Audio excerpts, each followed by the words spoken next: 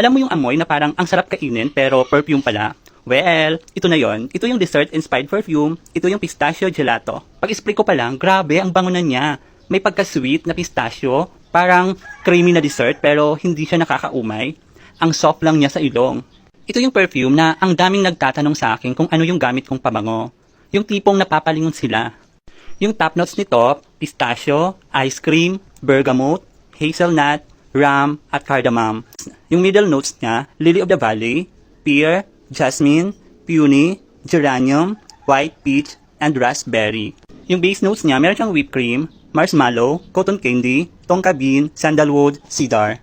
Gusto ko talaga yung perfume na to, long-lasting siya at oil-concentrated siya. Kaya kung gusto niyo ng unique na pabango na sweet pero hindi siya overpowering, try nyo tong pistachio gelato inspired scent.